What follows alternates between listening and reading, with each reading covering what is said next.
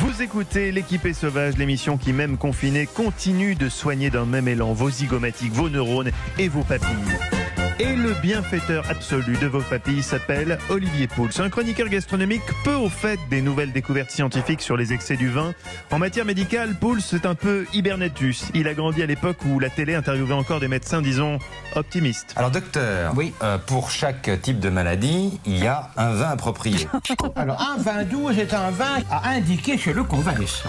Le champagne est un vin indiqué chez les cardiaques qui font d'insuffisance. Le vin blanc est un vin, au fond, qui agit sur le rein. Le Bordeaux est un vin qui contient des sels de fer. Par conséquent, c'est un vin qui va être surtout indiqué chez l'anémie. Toute une époque de laquelle n'est jamais sorti Pouls. Bonjour Olivier. Dites-moi, on m'aurait menti, alors ce ne serait pas vrai? Ah mais là c'est un coup dur, les amis. Ouais, c'est un coup dur pour vous, je sais. Il ne faut pas vous annoncer ça pendant le confinement. Alors Olivier, le confinement, c'est justement l'occasion de se rapprocher des fourneaux et de tenter des petites recettes chaque soir pour épater ses proches. Cette semaine, on est en plein tour du monde. Vous nous faites voyager quand on ne peut plus sortir de chez nous. Bah écoutez, je vais essayer effectivement de vous donner un tout petit peu d'air et coincé dans les 45 mètres de carré de votre cuisine, mon cher Mathieu, vous allez, grâce à moi, pouvoir voyager un peu plus loin encore. Et je vous propose d'aller aujourd'hui en Espagne. Petite pensée pour nos amis espagnols qui sont eux aussi durement touchés, mais leur cuisine va nous permettre de voyager. Parce que c'est vrai que la cuisine espagnole, pour moi, c'est la cuisine des tapas. Vous savez, ces petites bouchées qu'on savoure comme ça, quand on pouvait encore se mettre en terrasse à refaire le monde en partageant quelques verres de vin rosé. J'adore les tapas. Et là, je vais vous donner une petite idée de tapas assez simple, qui ne nécessite pas beaucoup de produits et que vous devriez pouvoir tous réaliser chez vous. Alors, c'est une variante d'un plat qui est originaire du Maroc, que les Espagnols ont repris à leur compte, qui s'appelle les crevettes pil-pil.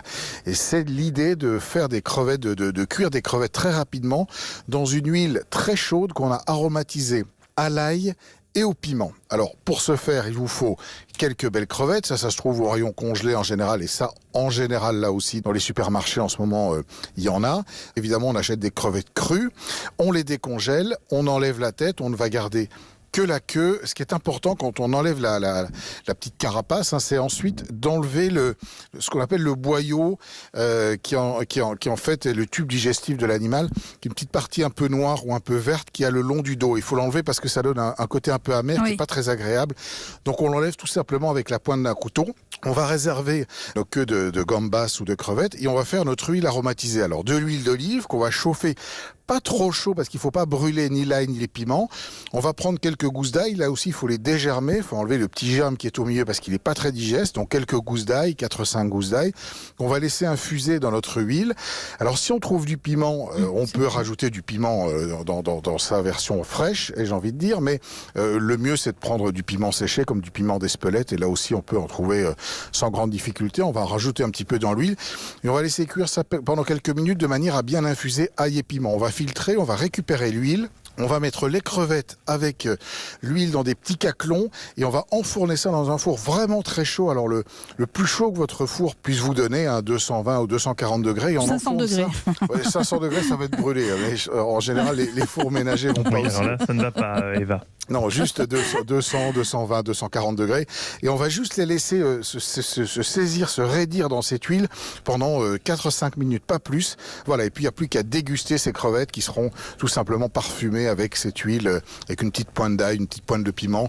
Vous saucez évidemment l'huile après avec un bon morceau de pain. Et puis vous êtes en Espagne, ça y est, c'est cadeau les amis. Merci Olivier Pouls pour cette virée en Espagne. Olivier Pouls qu'on retrouvera samedi dans la table des bons vivants de Laurent Mariotte à 11h sur Europe.